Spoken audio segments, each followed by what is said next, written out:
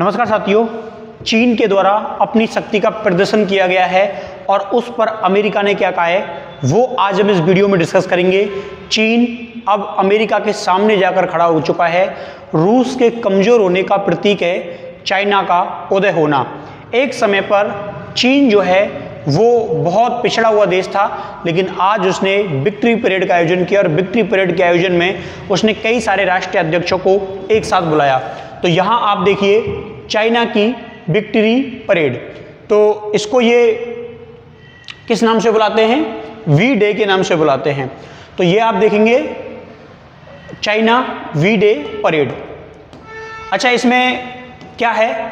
तो ये जो है वो जापान पर अपनी विजय के उपलक्ष्य में ये एंजॉय करते हैं, ये सेलिब्रेट करते हैं। और चाइना का ये कहना है कि हमने चीन को विजय प्राप्त कराई थी जापान से। जापान ने एक समय पर चाइना के 1/3 हिस्सों पर कब्जा कर लिया था। और आप लोग मेरे पीछे जो इमेज देख रहे हैं ये दुनिया को दिखाने के लिए हैं। शी जिनपिंग जो हैं, इन्होंने पूरे दुनिया के जो बड़े बड़े इंपॉर्टेंट लीडर हैं पश्चिम के देशों को छोड़ दें, और लगभग आपको यहाँ पर पुतिन भी दिख रहे हैं, जिनको यहाँ पे शी जिनपिंग दिख रहे हैं, और यहाँ पे नेपाल वाले दिख रहे हैं, और वो कहाँ गया, पाकिस्तान वाला भी है यहाँ पे, कहीं भीड़ में दिख नहीं रहा, कहीं पता नहीं कहीं चला गया होगा मांगने। तो इधर होगा शायद, हाँ इधर कहाँ गया, ये रहा। तो ये आप यहाँ देखेंगे ये खड़ा। तो ये एक प्रकार से चाइना ने अपनी पावर दिखाई दुनिया के सामने, और दुनिया के चाइना को सपोर्ट करने वाले कंट्रियों में आपको यहाँ चाइना तो है, यहाँ रूस भी है, यहाँ नेपाल वाले खड़े हैं, और देखो ये भाई साहब देखो शी जिनपिंग के बिल्कुल पत्नी के बगल में खड़े हुए हैं, जाने गए होंगे उत्तरी कोरिया के तानाशाह। तो इन्होंने अपने फेवर कंट्री वालों को लगभग सबको इस परेड में बुलाया, लेकिन भारत इस परेड में शामिल नहीं हुआ। भारत क्यों नहीं हुआ? क्योंकि भारत जापान को नाराज नहीं करना चाहता, और जापान के साथ भारत के बेहतर संबंध हैं, और चीन की ऐसी किसी परेड में शामिल नहीं होता। हम अमेरिका की भी परेड में शामिल ना हुए, चाइना की भी विक्ट्री परेड में हम शामिल ना हुए। अभी एससीओ का समिट हुआ था, वो खत्म होते ही हम वापस लौट आए, लेकिन ये सारे नेताओं को रोक लिया चाइना ने और कहा था कि एक दिन और रुको, हम परेड कर रहे हैं। और उस परेड के ये चित्र दुनिया के सामने आ रहे हैं। चाइना ने दुनिया को दिखाया, अपनी शक्ति दिखाई, विक्ट्री परेड दिखाई, और विक्ट्री परेड इनकी बहुत शानदार होती है, ये बात आपको माननी पड़ेगी। इनकी परेड बिल्कुल ऐसे, इसमें लड़कियां लड़के, इनकी सारी जितनी भी आर्मी है उनको ये परेड कराते हैं। और आप वीडियो जब देखोगे इसके, तो वीडियोज में आपको दिखेगा कि बहुत ही कठोर अनुशासन जो है वो होता है। इसके अलावा चाइना ने अपने जो घातक हथियार हैं उनको भी दिखाया था, ठीक है। और आगे आप चित्र देखेंगे तो इन्होंने HQ-9C, HQ-9, इसमें से एक इन्होंने पाकिस्तान को भी दे रखा है, और HQ-29, HQ-20, HQ-22, HQ-11, तो इन्होंने अपना सारा डिफेंस सिस्टम है वो भी दिखाया।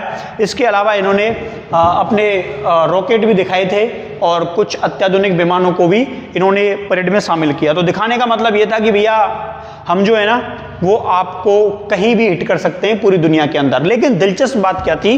दिलचस्प बात ये थी कि इन्होंने अपनी 80वीं विक्ट्री परेड जो है वो एंजॉय की, लेकिन जापान पर विजय प्राप्त के संदर्भ में द्वितीय विश्व युद्ध की बातें हो रही थी, तो अमेरिका कहाँ पीछे रहता? अमेरिका के राष्ट्रपति ट्रंप जो आजकल काफ़ी चर्चा में है, भारत पर टैरिफ लगा रखे हैं 50%, लेकिन यहाँ इन्होंने चीन से मजे ले लिए। मजे क्या ले लिए? इन्होंने ये कहा कि भैया हम जो है ना, चाइना ने जो ये फ्रीडम जो है इनकी अच्छी बात है, इनको शुभकामनाएं हो, लेकिन इस द्वितीय विश्व युद्ध में अमेरिका भी लड़ा था, और अमेरिका ने ही जापान का सरेंडर कराया था।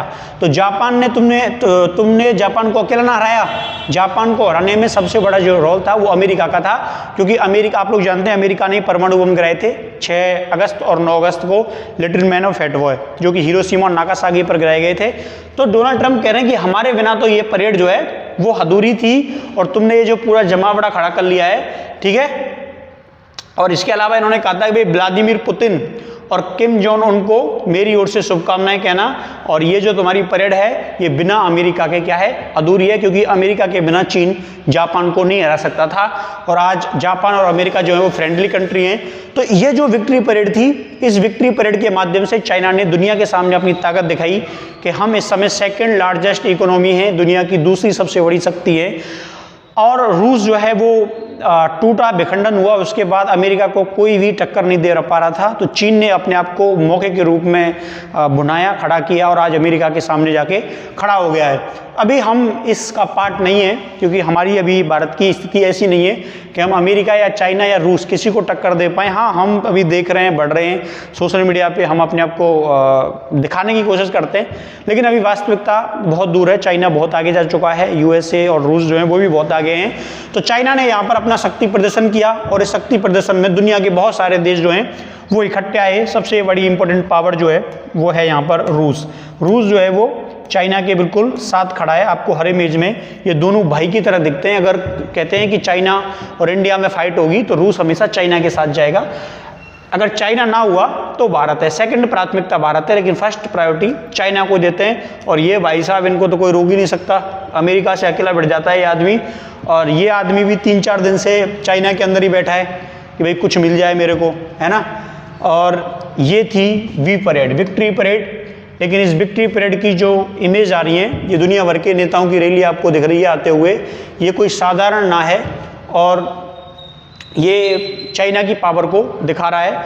ये अमेरिका की चिंता देने वाली तस्वीर है, लेकिन साथ में भारत के लिए भी चिंता का है, क्योंकि अगर पड़ोसी शत्रु मजबूत होगा तो वो हमेशा खतरे के रूप में बना रहता है। तो ये जानकारी थी चाइना की वी परेड की, विक्ट्री परेड, जो कि जापान पर विजय के उपलक्ष्य में बनाते हैं। कहते हैं कि 10,000 सोल्जर हमारे इसमें शहीद हुए थे, और हर साल ये 2015 के बाद से इन्होंने बनाना शुरू किया है, क्योंकि पहले ये नहीं बनाते थे। मानते थे कि भाई द्वितीय विश्व युद्ध में तो बहुत सारे देश आपस लड़े थे, अमेरिका का सपोर्ट भी था, लेकिन 2015 के बाद उन्होंने इसको बड़े तौर पर अलग रूप से एंजॉय करना शुरू किया है। तो उम्मीद है ये वीडियो आपको समझ में आया होगा, आपको मालूम चला होगा वी-डे परेड क्या थी। आप लोगों ने बहुत कुछ जाना होगा, सीखा होगा। अगर आपका कोई क्वेश्चन है तो कमेंट्स बॉक्स में पूछ सकते हैं। Thank you.